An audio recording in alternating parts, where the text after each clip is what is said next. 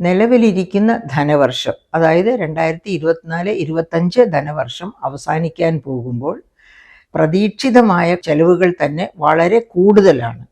അതുകൊണ്ട് തന്നെ 12,000 കോടി കടമെടുക്കാൻ അനുവദിക്കണം എന്ന് ആവശ്യപ്പെട്ടുകൊണ്ട് സംസ്ഥാന ഗവൺമെൻറ് കേന്ദ്രത്തെ സമീപിക്കാൻ പോവുകയാണ്. അപ്പോൾ അതെന്താണ് കാണിക്കുന്നത്? ഈ 2024-25 പോലെ ധനപ്രതിസന്ധിയുടെ ഒരു വർഷത്തിലേക്ക് തന്നെയാണ് നമ്മൾ 25-26 കാല് എടുത്തു വയ്ക്കാൻ പോകുന്നത്.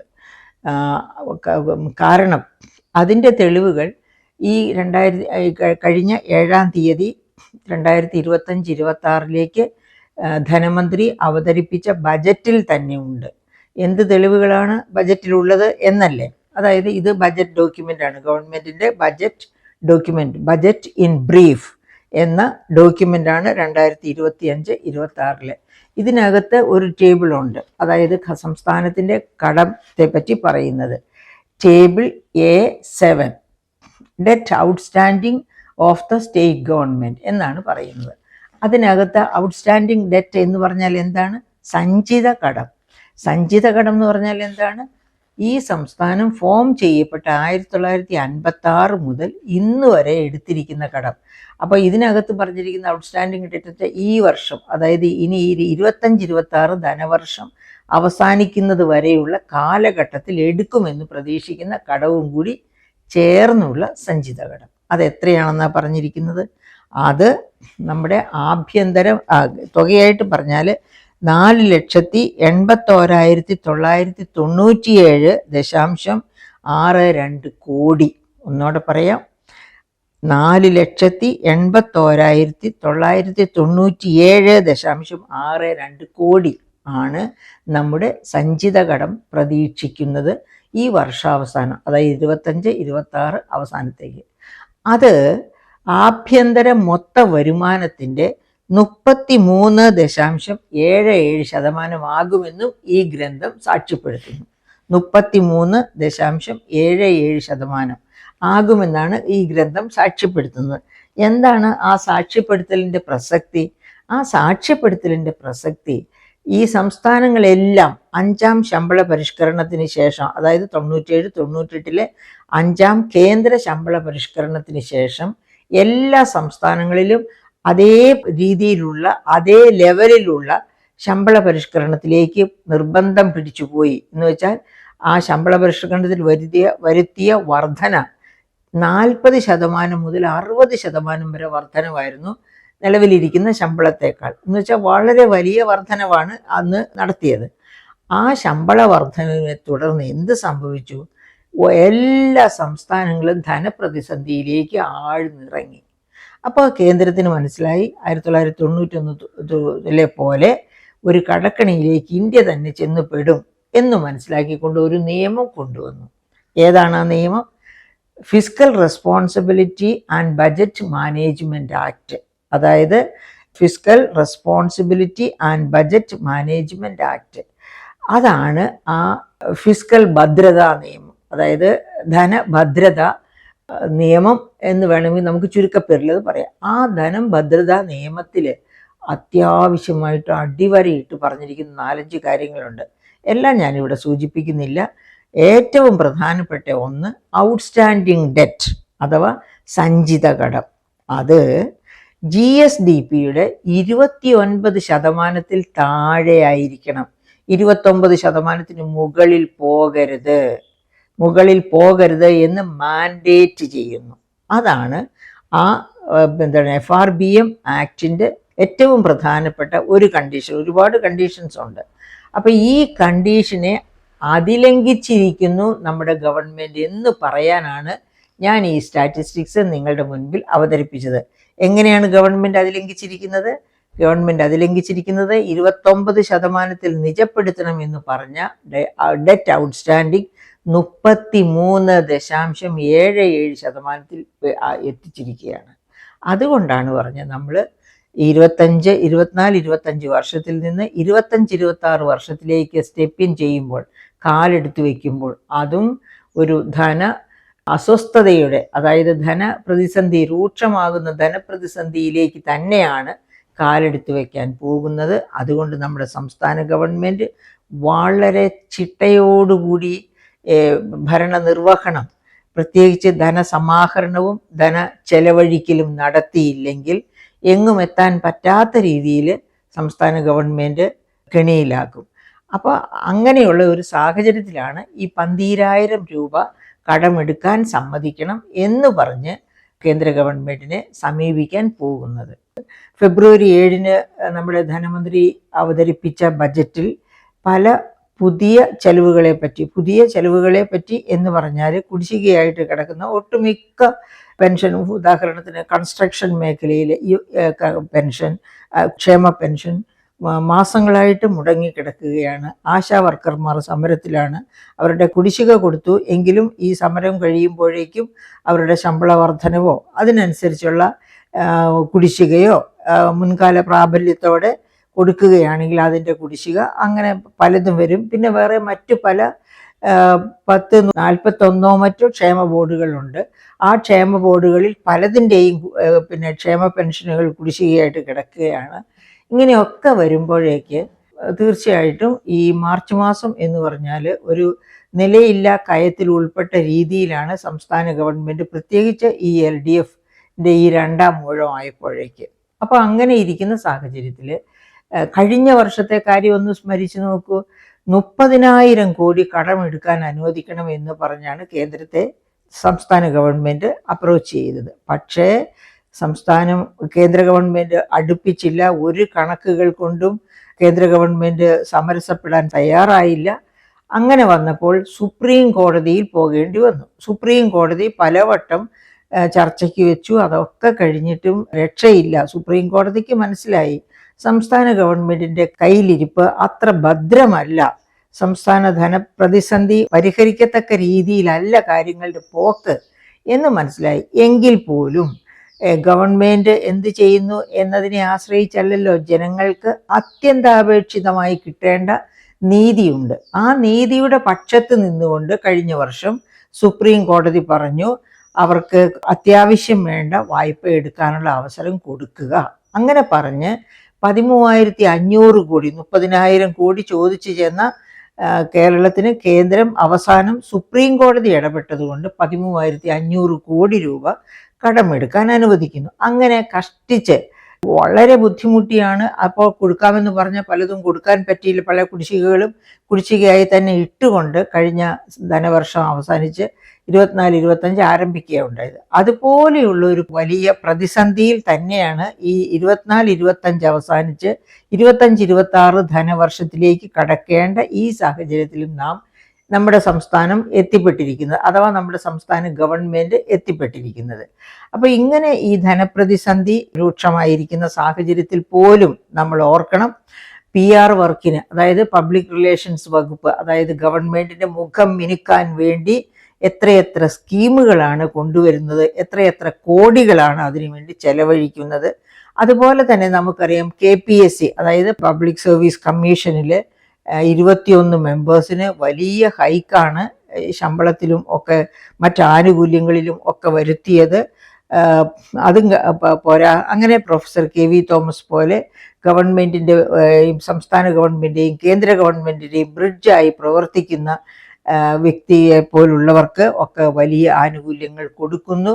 അങ്ങനെ നമ്മൾ നോക്കുമ്പോൾ, അതായത് സാധാരണ ജനങ്ങൾക്കല്ല പ്രാധാന്യം കൊടുക്കുന്നത്, ഗവൺമെൻറ് ഇങ്ങനെയുള്ളവർക്ക്, അതായത് PR വർക്കിന്, അതുപോലെ വലിയ സ്ഥാനങ്ങളിൽ ഇരിക്കുന്നവർ. കാരണം ഈ വലിയ സ്ഥാനങ്ങളിൽ ഇരിക്കുന്നവരെ കൊണ്ടാണ് ഗവൺമെൻറ്റിൻ്റെ ഇച്ഛയ്ക്കനുസരിച്ച് പല കാര്യങ്ങളും നേടിയെടുക്കുന്നത്. അതിനുവേണ്ടിയാണ് അവരെ പ്രീണിപ്പിച്ച് പ്രോത്സാഹിപ്പിച്ച് മുന്നോട്ട് കൊണ്ടുപോകുന്നത്. അപ്പം അങ്ങനെ കൊടുത്തുകൊണ്ടിരിക്കുന്ന ഘട്ടത്തിൽ ആണ് ഇപ്പോൾ വർഷം അവസാനിക്കാൻ പോകുന്നു. ഇപ്പോൾ ഗവൺമെൻറ് ആവശ്യപ്പെട്ടിരിക്കുന്നത് ഒരു 12,000 കോടിയെങ്കിലും കടമെടുക്കാൻ അനുവദിക്കണം എന്നാണ്. അപ്പോൾ ഈ 12,000 കോടി കടമെടുക്കാൻ അനുവദിക്കണം ലാസ്റ്റ് എന്ന് പറയുമ്പോഴേക്കും എന്താണ്, ഈ 18-ാം തീയതി, അതായത് ഈ ധനവർഷത്തിൽ ഗവൺമെൻറ്റിന് കടമെടുക്കാവുന്ന 2 ദിവസം കൂടിയേ ഉള്ളൂ. അതായത് ഒന്ന് മാർച്ച് 18, 2025. അത് കഴിഞ്ഞാൽ പിന്നെ മാർച്ച് 25, 2025. ഇങ്ങനെ 2 ദിവസം കൂടിയേ നമുക്ക് കടപ്പത്രം പുറപ്പെടുവിച്ച് വായ്പ എടുക്കാനുള്ള അവസരമുള്ളൂ. അതുകൊണ്ടാണ് അത്യാവശ്യമായിട്ടും ഗവൺമെൻറ് ഇടപെടണം, കേന്ദ്ര ഗവൺമെൻറ് ഇടപെട്ട് വായ്പ എടുക്കാൻ അനുവദിക്കണം എന്ന് ആവശ്യപ്പെട്ടിരിക്കുകയാണ്. അപ്പോൾ ഇത്തവണയും അങ്ങനെ അനുവദിക്കാത്ത പക്ഷം വീണ്ടും സുപ്രീം കോടതിയെ തന്നെ ശരണം പ്രാപിക്കാനാണ് സാധ്യത. എങ്ങനെ വരുമെന്ന് നമുക്ക് നോക്കിയിരുന്നു കാണും. അപ്പൊ എന്തുകൊണ്ടാണ് കഴിഞ്ഞ വർഷം 30,000 കോടി കടമെടുക്കണം എന്ന് ചോദിച്ചാണ് ചെന്നത്. ഇത്തവണ അത് 12,000 കോടിയിലേക്ക് ഒതുക്കിയത് എന്തുകൊണ്ടാണ്? അതിന് ഒരു കാരണം ഗവൺമെന്റ് തന്നെ ചൂണ്ടിക്കാണിക്കുന്നുണ്ട്. അതായത് ഇത്തവണ പദ്ധതി ചെലവുകൾ ആദ്യം 50% വെട്ടിക്കുറച്ചു, പിന്നെ കുറച്ചുകൂടി ഒരു 10% അടുപ്പിച്ച് വീണ്ടും വെട്ടിക്കുറച്ചു. അങ്ങനെ പദ്ധതി ചെലവുകൾ വെട്ടിക്കുറയ്ക്കുക ഉണ്ടായത് മൂലം വർഷാവസാനം വന്നപ്പോഴേക്കും ചെലവുകൾ കഴിഞ്ഞ വർഷം ഉണ്ടായതുപോലെ ഈ പ്രാവശ്യം ഉണ്ടാകുന്നില്ല. അതുകൊണ്ടാണ് ഈ 12,000 കോടിയിൽ നിജപ്പെടുത്തി കടമെടുക്കാൻ സമ്മതിക്കണം എന്ന് പറയുന്നത്. അപ്പൊ ഈ 12,000 കോടി എന്ന് പറയുമ്പോൾ ഗവൺമെന്റിന് ചില വരുമാന മാർഗങ്ങൾ മുൻപിൽ കാണുന്നു. ഒന്നാമത്തേത്, വൈദ്യുതി മേഖലയുടെ പരിഷ്കരണത്തിന് ഈ വർഷം എടുക്കാവുന്നത് 6,250 കോടിയുടെ കടമാണ്. അത് ഒരു മാർഗമായിട്ട് മുൻപിലുണ്ട്. അപ്പോൾ ആകെ കടമെടുക്കുന്നതിൻ്റെ, അതായത് ഇനിയിപ്പോൾ 2 ഗഡുക്കളായിട്ട് റിസർവ് ബാങ്കിൻ്റെ കൗണ്ടറിലൂടെയാണ് സംസ്ഥാന ഗവൺമെൻറ് കടമെടുക്കേണ്ടത്. അപ്പോൾ അങ്ങനെ കടമെടുക്കുന്നതിന് ഓവർ ആൻഡ് എബവ് ഈ 6,250 കോടി രൂപ വൈദ്യുതി മേഖലയിലെ പരിഷ്കരണങ്ങളുടെ പേരിൽ കടമെടുക്കാൻ അനുവദിക്കും. അതുകൂടാതെ ഒരു വിഹിതം, അതായത് കോൺട്രിബ്യൂട്ടറി പെൻഷൻ ഫണ്ടിലേക്ക് സംസ്ഥാന ഗവൺമെൻറ് അടച്ചിരിക്കുന്ന ആ വിഹിതമായിട്ട് വേറെ ഒരു 6,000 കോടിയും കൂടി കടം കൊള്ളാൻ പറ്റും. അതിൻ്റെ ബേസിസിൽ, അതായത് ആസ്തി ഉണ്ട്, അതിൻ്റെ ബേസിസിൽ 6,000 കോടി.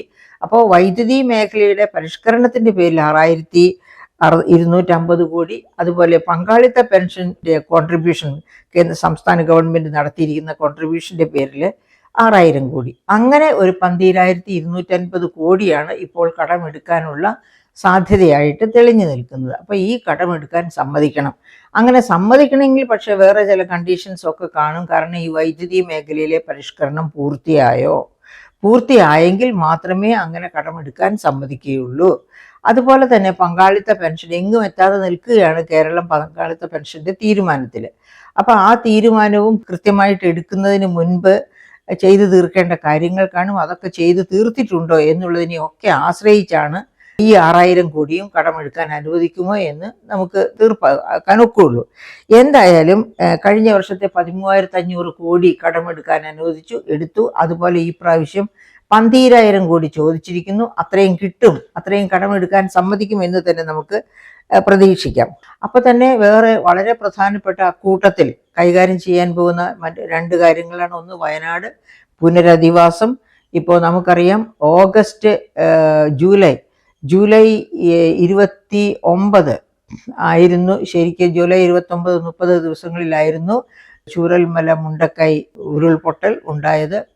അപ്പോൾ അത് കഴിഞ്ഞ് ഇത്രയും മാസങ്ങളായി, എന്നിട്ട് ഇതുവരെയും കാര്യമായ അന്ന് വേണ്ടത്ര ശ്രദ്ധ ചെലുത്തുകയും അവരെ താങ്ങി നിർത്തുകയും ഒക്കെ ചെയ്തു. അത് നമുക്ക് മറക്കാൻ പറ്റില്ല. പക്ഷേ അവരുടെ പുനരധിവാസം അതങ്ങ് നീണ്ടു പോവുകയാണ്. അതായത് കേന്ദ്രം തരട്ടെ എന്ന് പറഞ്ഞ് സംസ്ഥാനം ചെയ്യട്ടെ എന്ന് കേന്ദ്രം പറയുന്നു, കേന്ദ്രം തരട്ടെ എന്ന് സംസ്ഥാനം പറയുന്നു.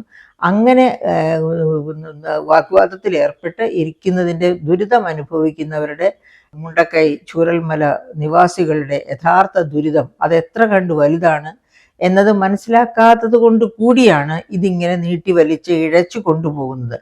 അപ്പോൾ ഇപ്പോൾ ഇക്കാര്യവും, അതായത് കേന്ദ്രം എന്താണ് തരാൻ ഉദ്ദേശിക്കുന്നത്, എങ്ങനെയാണ് കാര്യങ്ങൾ മുന്നോട്ട് കൊണ്ടുപോവുക, ഇത്തരം കാര്യങ്ങളൊക്കെ ഡൽഹിയിൽ വെച്ച് സംസാരിച്ച് അതിനും ഒരു തീർപ്പുണ്ടാക്കാം. അതുപോലെ വിഴിഞ്ഞം പദ്ധതി, നമുക്കറിയാം വിഴിഞ്ഞം പദ്ധതിക്ക് വലിയ ഭാവി ഉണ്ട് എന്നാണ് ബ്ലൂ ഇക്കോണമി പ്രഗത്ഭരൊക്കെ, അതായത് സമുദ്ര സമ്പദ്ഘടനയുമായി ബന്ധപ്പെട്ട കാര്യങ്ങളിൽ അവഗാഹമുള്ളവർ പറയുന്നത് വിഴിഞ്ഞം പദ്ധതി കേരളത്തിനും ഇന്ത്യക്കും വലിയ പ്രയോജനം ചെയ്യും, വലിയ ധനാഗമ മാർഗമായി മാറും എന്നാണ് പറയുന്നത്.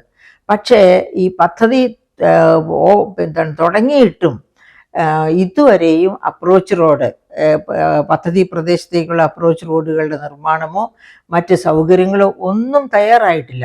അതൊക്കെ തയ്യാറായാൽ മാത്രമേ അവിടെ നിന്ന് ഈ കേരളത്തിലെയും ഇന്ത്യയിലെയും ജനങ്ങൾക്കോ ഭരണകൂടത്തിനോ കിട്ടേണ്ട വരുമാനവും സൗകര്യങ്ങളും തൊഴിലും മറ്റുമെല്ലാം സൃഷ്ടിക്കപ്പെടുകയുള്ളൂ. പക്ഷെ അതിന് ഇതുവരെ ഒരു പരിപാടിയും ചെയ്തിട്ടില്ല. അപ്പോൾ ഇങ്ങനെ വർഷാവസാനം ഒരു പുതിയ വർഷം ആരംഭിക്കാൻ പോകുമ്പോഴേക്ക് സംസ്ഥാന ഗവൺമെൻറ് പുതിയ വർഷത്തിലേക്ക് കാല് വയ്ക്കുന്നത്, വലതുകാല് വെച്ച് കയറുന്നത് ഒരു വലിയ പ്രതീക്ഷകൾ തന്നുകൊണ്ടാണ് എന്നൊക്കെ പറയുമ്പോഴും ആശങ്കകൾ വളരെ കൂടുതൽ ബാക്കിയാണ്.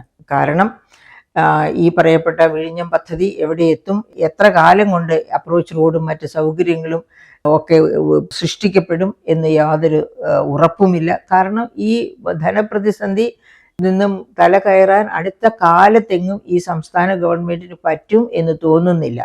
അതിനാൽ കൂന്മേൽ കുരു എന്ന രീതിയിലാണ് 16ാം ധനകാര്യ കമ്മീഷൻ അത് നടപ്പാകുന്നത് 2026 മുതലാണ്. എങ്കിൽ പോലും ആ 16ാം ധനകാര്യ കമ്മീഷൻ്റെ തീരുമാനത്തിൽ ഒരു പക്ഷേ നമ്മുടെ കേന്ദ്രത്തിൽ നിന്നുള്ള വരുമാനം ഇനിയും കുറഞ്ഞേക്കാനാണ് സാധ്യത എന്നൊക്കെയാണ് കേട്ടുകേൾവി. അപ്പം അത്തരം ഒരു സാഹചര്യത്തിൽ എന്താണ് സംസ്ഥാനത്തിന് യഥാർത്ഥത്തിൽ പ്രതീക്ഷിക്കുന്ന പോലെയുള്ള ചെലവുകൾ ചെയ്ത് വികസനത്തിൻ്റെ പാതയിലൂടെ മുന്നേറണം എന്നുണ്ടെങ്കിൽ ഗവൺമെൻറ് വളരെ കാര്യക്ഷമമായി അതിൻ്റെ വരുമാന സമാഹരണ മാർഗങ്ങൾ പ്രയോജനപ്പെടുത്തിയേ പറ്റൂ.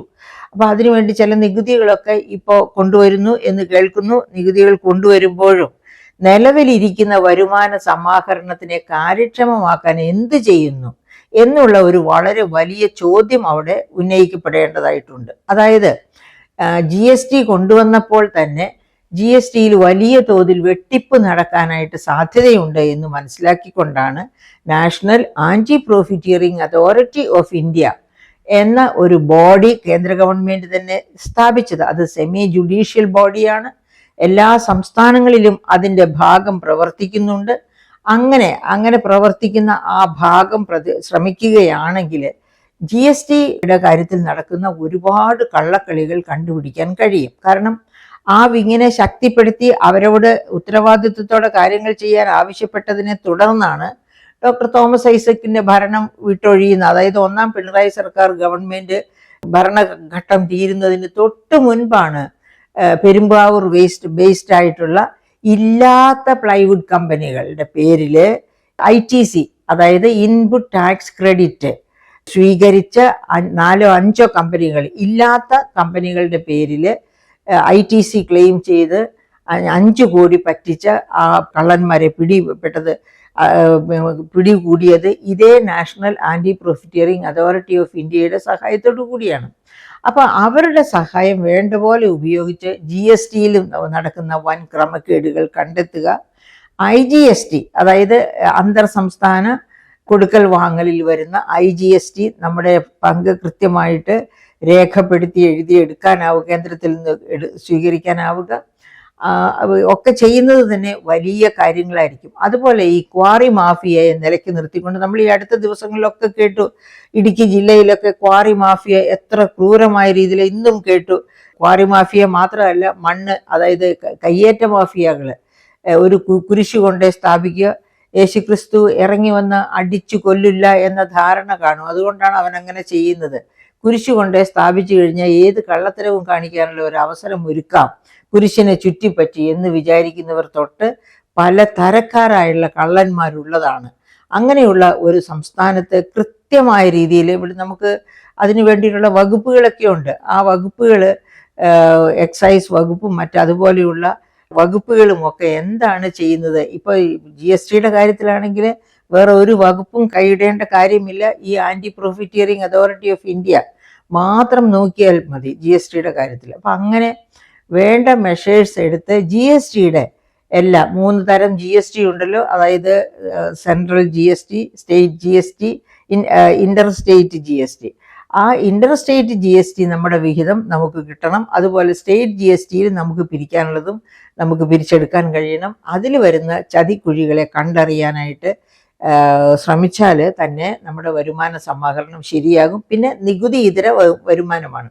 നികുതിയിതര വരുമാനം എന്ന് പറയുമ്പോഴാണ് ഈ ക്വാറി മാഫിയ പോലെ ഉള്ളതിനെയൊക്കെ എങ്ങനെ ചങ്ങലക്കിടണം എന്നുള്ളത് അറിഞ്ഞ് പ്രവർത്തിച്ചാൽ, അതുപോലെ അതായത് എല്ലാത്തരം ഫൈൻസും ഫീസും എല്ലാം ഇതൊക്കെ കളക്ട് ചെയ്യുന്ന കാര്യത്തിൽ, ഏതൊക്കെ ഫീസ് വർദ്ധിപ്പിക്കണം എന്ന കാര്യത്തിൽ ഇതിലൊക്കെ വളരെ കൃത്യതയോടുകൂടി തീരുമാനങ്ങൾ എടുത്ത് മുന്നോട്ട് പോകാൻ പറ്റുകയാണെങ്കിൽ, അങ്ങനെ പറ്റിയാൽ മാത്രമേ സംസ്ഥാന ഗവൺമെൻറ് ഈ ധനപ്രതിസന്ധിയിൽ നിന്ന് പതുക്കെ പതുക്കെ കരകയറുകയുള്ളൂ. നമ്മുടെ സംസ്ഥാനം കടക്കെണിയിലേക്ക് പോകരുതെന്നും ധനപ്രതിസന്ധിയിൽ നിന്ന് കരകയറി കൃത്യമായ രീതിയിൽ മുൻപോട്ട് അങ്ങനെ ധനപ്രതിസന്ധിയിൽ നിന്ന് കരകയറിയാൽ മാത്രമേ യഥാർത്ഥത്തിൽ കേരളത്തിൻ്റെ ഈസ് ഓഫ് ഡൂയിങ് ബിസിനസ് മെച്ചപ്പെട്ടു എന്ന് നമുക്ക് പറയാൻ പറ്റുള്ളൂ. അങ്ങനെ ഈസ് ഓഫ് ഡൂയിങ് ബിസിനസ് മെച്ചപ്പെട്ടു വരികയാണെങ്കിൽ നമ്മുടെ കുഞ്ഞുങ്ങൾ ബ്രെയിൻ ഡ്രെയിൻ ഒഴിവാക്കിക്കൊണ്ട് അവരിവിടെ തന്നെ പഠിച്ച്, ഇവിടെ തന്നെ വിദ്യാഭ്യാസം സ്വീകരിച്ച്, ഇവിടെ തന്നെ വീണ്ടും മിടുക്കരായിട്ട് ജോലിയിൽ ഏർപ്പെടാനുള്ള അവസരങ്ങൾ സൃഷ്ടിക്കപ്പെടും. അപ്പം അങ്ങനെ കേരളം ധനപ്രതിസന്ധിയിൽ നിന്ന് കയറാനുള്ള ഒരു പരിശ്രമം സംസ്ഥാന ഗവൺമെൻറ് തുടങ്ങി വെക്കട്ടെ. അതുപോലെ 12,000 കോടിയാണ് കടമെടുക്കുന്നത് എങ്കിൽ ആ 12,000 കോടി കൃത്യമായി വിനിയോഗിക്കുക. കാരണം ഈ കഴിഞ്ഞ ബജറ്റിൽ തന്നെ പറഞ്ഞിട്ടുണ്ട്, കഴിഞ്ഞ ശമ്പള പരിഷ്കരണത്തിൻ്റെ കുടിശ്ശിക കൊടുക്കാനുള്ളതൊക്കെ കൊടുത്തു തീർക്കും. അങ്ങനെ പല പല ഉടമ്പടികളും ഉണ്ട് ആ ബജറ്റിൽ വന്നിരിക്കുന്നത്. ആ ഉടമ്പടികളൊക്കെ പൂർത്തിയാക്കാൻ പറ്റണമെങ്കിലും ഒക്കെ ഈ ധനപ്രതിസന്ധിയെ ഓവർകം ചെയ്യേണ്ടിയിരിക്കുന്നു. അപ്പം കടമെടുക്കുക, ആ കടമെടുക്കുന്നതിനോടൊപ്പം തന്നെ എങ്ങനെ വരുമാന സമാഹരണം ശക്തമാക്കാം എന്നുള്ളതിനെ പറ്റി കാര്യക്ഷമമായ രീതിയിൽ ചിന്തിക്കുക കൂടി ചെയ്യണം ഗവൺമെൻറ് എന്ന് മാത്രമാണ് ഈ സാഹചര്യത്തിൽ ഓർമ്മപ്പെടുത്താനുള്ളത്.